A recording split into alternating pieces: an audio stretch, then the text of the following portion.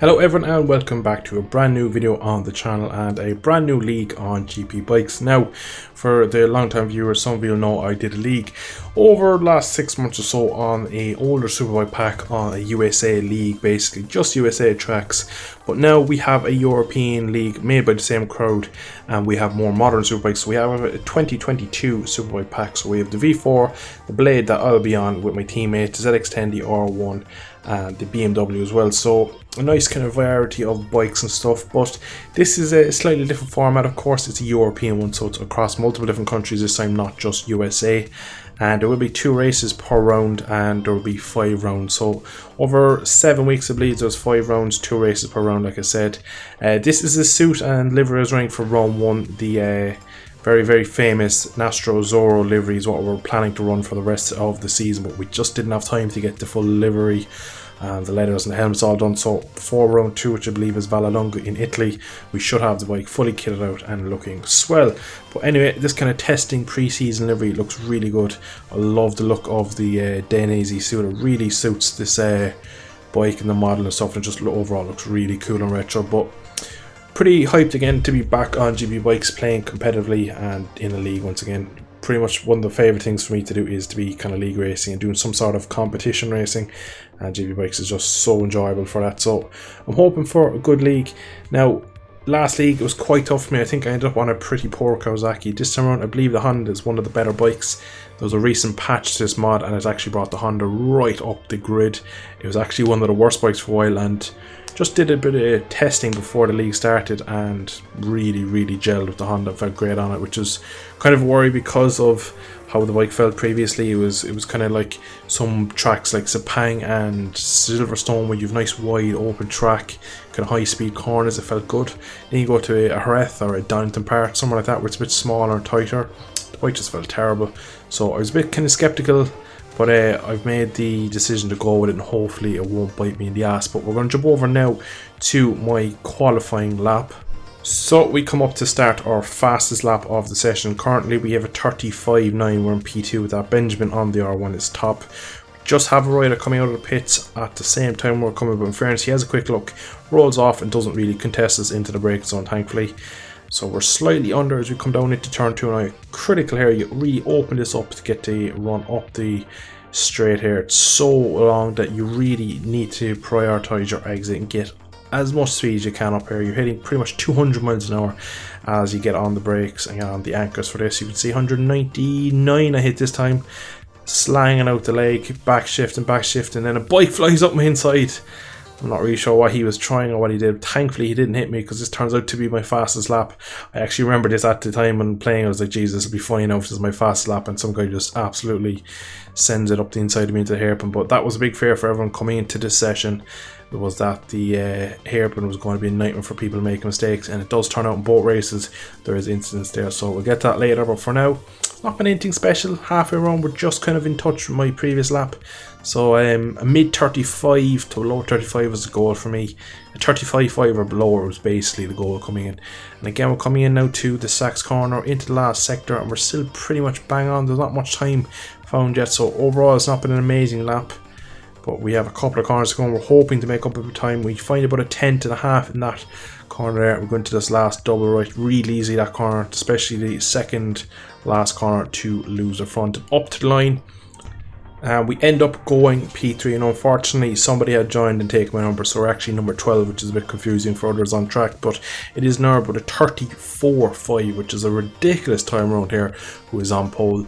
We're split by the Ducati of Gonzalo Molina. There's actually quite a few Ducatis in here. It's one of the more popular bikes. It is ridiculously quick in a straight line, so watch out for them early in the race. But pretty much a 34.7. I hadn't done a 34 when we came into the session, so it was pretty much like maybe a 10 or 2 off what I could have done. So kind of like, look, not really much more I could have done. I qualified my teammate and Benjamin, so some of the other faster guys in the lobby I was ahead of. The other 2 were pretty much a little bit out of my league, so I was kind of not really disappointed. My lap was as good as probably is going to be in a 15-minute session, but we're on the front row. We've already got one of the ticks on the board this year that we got a front row early in the season.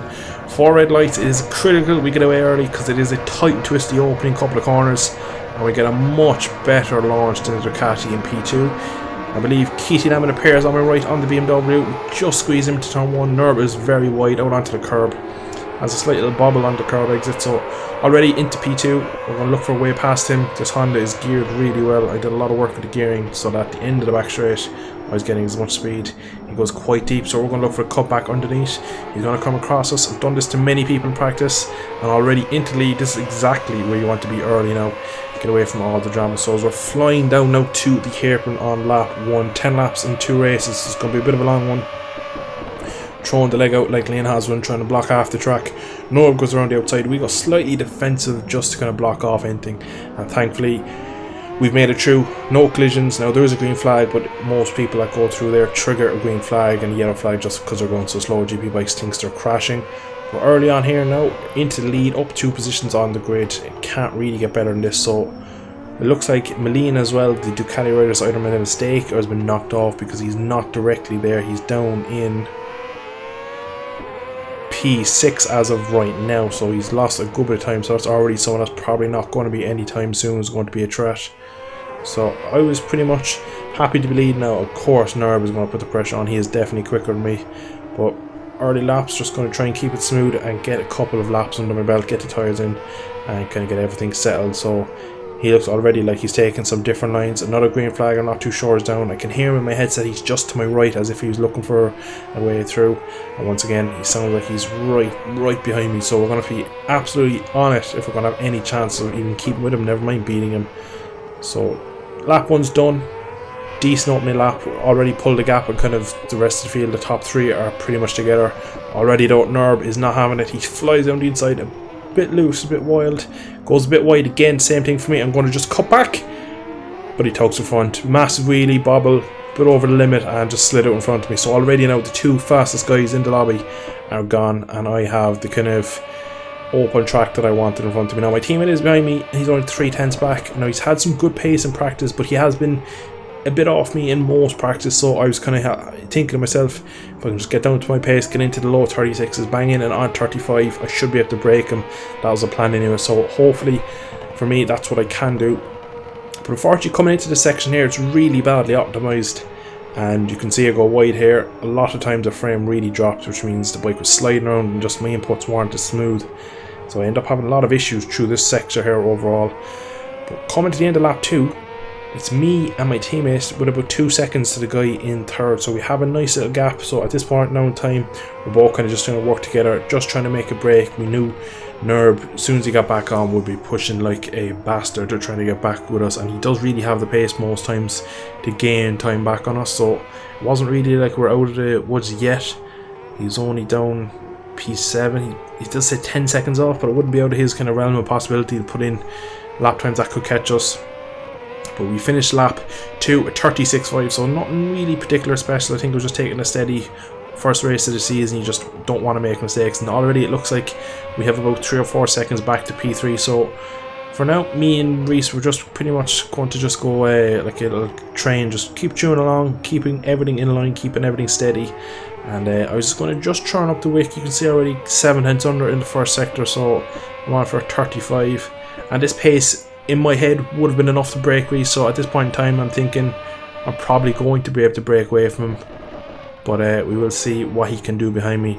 He is quite quick, but he's pretty strong on this Honda as well, so I wouldn't put it out of the question that he could actually pass me. And he actually is gaining on me this lap, even though I'm massively under. The Honda behind me is getting extremely loud, so he's right on me. Again in here, the bike moves on quite a bit, but we pull it down this time. There's going to be issues definitely later in the race with that corner there. It's just such a painful corner with the lack of optimization. I think something to do with the stadium section, it just really lags out. But this lap so far has been pretty good, hitting most apexes pretty cleanly. And unfortunately, my teammate is literally tagging onto the back of me. He's doing a brilliant job. And the way that lap time is saying that's on for a low 35 there. I was kind of in a bit of disbelief that I was going to do a low 35, considering a 1 minute 35.5 was my front row lap time that put me P3 on the grid. So coming into this last corner, I was kind of thinking that can't really be right. Sure, that's a 53.1 or 53.2, but we come up to the line and we end up doing a 50 or 35 even 35.2, not a 53. And Reese was just sitting there, pretty comfortable looking. He was right there. He's only 0.6 back, so he's not losing any time to me. The next lap at 35.8. The lap after that, 35.5. So the pace is ridiculous, and I can't shake him. And unfortunately, lap 6, he does make his first mistake. He just gets a bit hot into turn 1. And at this point now, I thought to myself, right, he's lost the kind of toe. The toe is snapped. So at this point now, I was thinking, push like a bastard. And we go hell for leather this lap. You can see him pretty much in touch. I just want to put about 2 seconds into him to make it kind of a bit more comfortable for the last 5 laps for me. So we're pushing on here. But of course, the corner that I've been giving out about so far in this video, this next left-hander here, absolutely bites me in a second. You see, as I come in, I get some weird stuttering. The bike goes sideways, that's pumping. I'm really lucky not to lose it. Run off track, the Astroturf kicks the bike sideways. So we both have massive mistakes on lap 6. So pretty much, I think he lost more than I did. As well with me pushing on, maybe the gap got bigger. So I still wasn't overly happy that I kind of squandered my big opportunity when he made a mistake. So we're back into line of stern. So at this point in time, I was thinking, well, I just need to get back into a rhythm. I think he's maybe struggling just to keep with the mid-35s. Like that is, even for me, that was probably not what I thought I could have done coming into the race. It was quite surprising. I was getting in multiple 35s. That was kind of a qualifying goal, really, was to be into 35s. So again, small mistake on the Astroturf there. He's 1.2 down. We have 4 full laps to go. At this point in time now, I'd be surprised if he kept with me again. Because low 36s was kind of his pace, so the fact he was banging in 35s as well was just showing how well he was getting on behind me, and he was using his slipstream to the advantage, and he was just pushing on and keeping me honest, really. And you can see with that mistake, I wasn't taking it easy. But it looks like again now the toe is just seemed to broke. We got about a second over him, and that was pretty much it. We just start to edge away from him slowly. You can see there, yellow flag. Now there's someone who's after running out of fuel on the exit of the next corner. You can see I get that corner all wrong because I'm kind of looking for where the rider is. But from here on in, there's about a second and a half to race. I'm kind of just managing the gap. I'm just pulling away slightly. His pace is just starting to drop. I think after that mistake on start lap 6, he kind of just started to think maybe P2 is good, and that it's easiest to crash around here. It's a good result to become on P2 on the opening race of the season. So come on now to the start of the last lap. The gap's up to 2.2 seconds almost, so it's pretty comfortable from here. I just need to keep it rubber side down and bring race 1 home, and that will be our first victory at our first attempt. And of course, Nerb crashed. I think the Ducati, the V4, I think he was taken out by someone in the hairpin, I believe, from memory. I think he was knocked off. So again, coming into race 2, I knew myself that I would not have it this way and have it all my own way in race 2. So at best, I'll be fighting for P3 again, in my opinion, when it comes to a straight fight versus the others. But you can only do what you can do. So we took our advantage here. We did our best against our team, and we kind of dragged our teammate along. Actually, I'd say we pulled him out of the fire and got him onto the podium and got him a good result. So he did really well to keep with me in the early laps when I was putting on a nice pace. So he's earned his podium, and thankfully he's still only 2.5 seconds back, so he's not in danger of being caught by P3. So at this point in time, I was just really happy that we had such a good start to the season, and 1-2 was looking like it was going to be for the Honda Nastro Azzurro team. So the old Rossi livery as well. I remember during the race, the first kind of 4 or 5 laps, looking back and seeing him within a second with that livery was kind of a bit frightening, really, knowing what he can do. But me and Reese do a lot of training together, so I kind of knew if there was a move going to come, it would be clean and he wouldn't have to worry about it. He knew himself that if we both kind of just went along kind of wheels in line and bridge the gap to the rest of the field, it would be good enough for a 1-2 and we'd start the right way. But that is exactly what we do. We turn down the anti-wheelie, we pop a nice wheelie as we come up to the line. It's a Honda 1-2 in the opening race season. Nerb gets back and gets a podium by the look of it at the end of race 1, so a good recovery from him, no question there of his pace. But the two of us are absolutely delighted with our performances in race 1, and we're both really kind of hoping for the same in race 2. So I came home first, Biker home in P2, Nerb P3, Ben Onizar 1 P4, Gonzalo Molina on P5 on the V4, Mystic P6, Rafa P7, Tavella P8, Keity Lemon P9, Oliveira 10th, Javi 11th, Adrian Caro comes home in 12th. So for race 2, pretty much the exact same thing. Just want to get away, clean start, and just basically, if I get ahead of these guys off the launch like I did last time, see what I can do. It looks like I have some decent pace that I didn't really expect.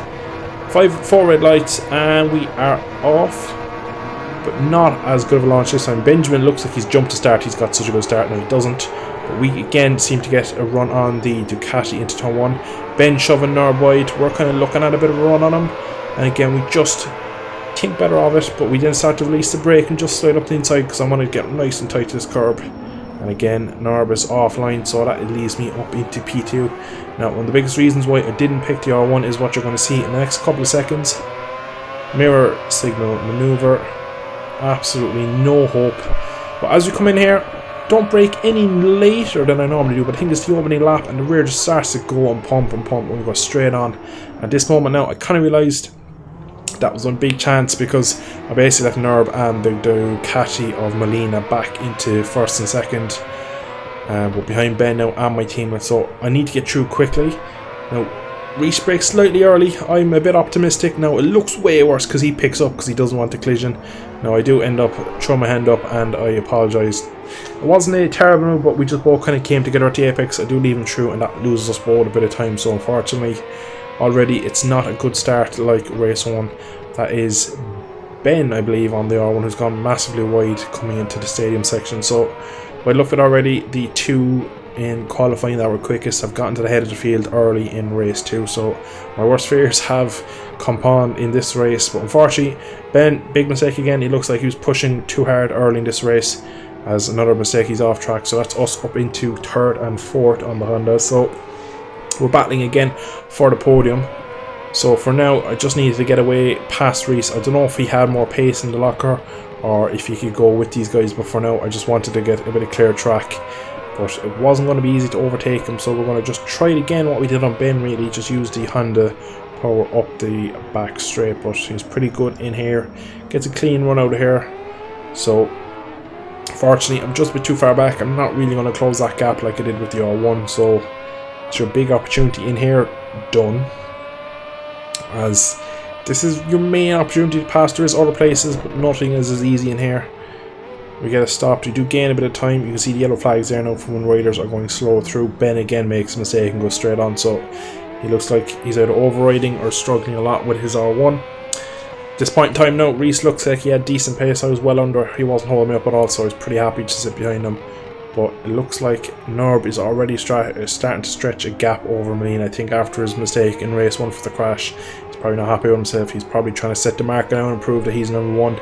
So he is absolutely dropping the hammer and disappearing. Reese a bit wide through here, so I was thinking maybe into Sachs curve, but it's just a terrible corner, so tight. So again, just leave off, release the brake and just turn. And again, he starts to go a touch wide, but comes back for that late apex. So slight few mistakes from Reese here, so I'm starting to think maybe is there somewhere I can get him. Get really close to him. That corner there is a real tricky corner because you can easily tuck the front as the camber changes. Going fly behind, someone else has binned it, I believe. So we're straight down to a 36 there, so we're actually faster than we were at the start of race 1. But we are close to Reese. He has a small little snap there on the rear. We're putting the pressure on now. This braking zone here isn't really one you want to go for the overtake. You want to kind of set him up into the long straight, and I got right onto the back of him. I'm under by nearly half a second. Now I'm close this time, so I should be able to get the drive. Getting into a slipstream. With the slipstream, just turn to the inside. He goes to defend the outside, and pretty comfortable move down. We just need to make sure we get it stopped. And again, we brake pretty nicely and get it pulled down pretty well. Now just give him a bit of space to go touch wide, but he just comes across. I think he loses the front a small bit there on the exit, just trying to square me off. But that is us into P3. Now the goal is to get after Molina. I don't know if I have anything really I could do with Nurb. We skipped the end of this lap, another fast lap at 35.1, so that's 0.3 quicker than my actual pole lap for my front row lap, sorry, for qualifying. So again, in race 2, feeling pretty good. Pace looks mega, but the guys in front, really, the V4 is such a weapon that it's going to be hard with someone competent on the bike, and Nurb is always just a bit ridiculous what his lap times are. We are starting to stretch Reese early, so it looks like he might be starting to feel the pace of this one early in race 2. But we are on board now with me for my fastest lap of the weekend. I believe this is the lap, and that is the V4 of Molina going a nice chunk wide. That is inviting when you see riders in front making mistakes. He also as well was probably just on the limit trying to pull Nerb in. But we're about 3 tenths under, which would be a high 34, which would be a ridiculous lap time if you think about it. Coming into it, my fastest lap was a 35.2 or 35.1, and I hadn't got a 34. I got close in qualifying, but I got held up. So the track looked to be running nice and hot and fast during today's race, so I was pretty happy with that. We are taking a nice chunk of time out of Molina on the V4, so everything's going swimmingly. P2 is up for grabs maybe. Now at this point in time I was gaining on, but I was thinking, where in the name of God am I going to pass the Ducati at this place, because it's realistically going to have to come from an error from him. That V4 would leave everything on this grid for dust, and that is Reese unfortunately tipping off in that one corner I said is difficult. We come and set a 34.5. I can't get over that lap time. I think that's equaling Nerb's pole lap. I think he did 34.4, 34.5, so really ridiculous times. Unfortunately, Reese does drop down to P5 as Ben on his R1 gets ahead of him. But again, we're just keeping in touch with my own lap time. We're putting a lot of pressure on the V4. We took a nice chunk of time out of him on the brakes there. So just trying to keep in that window where if he makes a mistake I can maybe pounce. I don't really think I have the pace to go ahead of him. Hit like 35.1 the last lap again. It was just another ridiculous lap time, so I'm really running a seriously hot pace and I'm kind of only sticking with him. So it shows that he and the Ducati are a nice match and they are pretty competent overall. You can see by the map that Nerb has already disappeared up the gap about 5 seconds up the road, so pretty much this is the fight for second. There's not much more on the table unless Nerb has some issues. So again, just trying to stick with him again, touch wide there so he does make the odd mistake, so he was keeping into it. I was quite happy just to try and keep with him. I knew I had a bit of a gap back. As we come into this double ride again, does the exact same thing as Reese, just has a small bit too much lean on maybe a bit of brake or whatever, but just tucks the front. So easily done through there. You just want to release the brake and flow the bike, and unfortunately it just kills you if you do it. At this point now, come on to lap 7. I give it one lap where I push, but I kind of knew myself I'm not going to pull the bones a 6 second back on Nerb. It wasn't going to happen. His pace was just too much. Even if I was even in race 1 when he was with me, I knew that I had to get ahead of him and maybe just stay ahead and battle him and hope that I got the mistake that he did make in the end, but his lap times are just ridiculous. So I kind of give this lap a push. You can see I'm a bit under, and this was like my one and only chance. If I could pull him in a bit here I would. If I didn't, I'd kind of just settle for P2. I have about 7 or 8 seconds back to Gonzalez in P3, so it's pretty comfortable to bring home from last 3 laps that I knew I had the gap. We do jump now to lap 10, start lap 10. Unfortunately Nerb's pace was just too much. You can see I backed off into the low 36s this lap, and we're pretty much happy just to bring it home. Now Reese was catching ever so slightly I think in P4 Gonzalez, so he's pushing to see can he get on the podium for race 2 as well.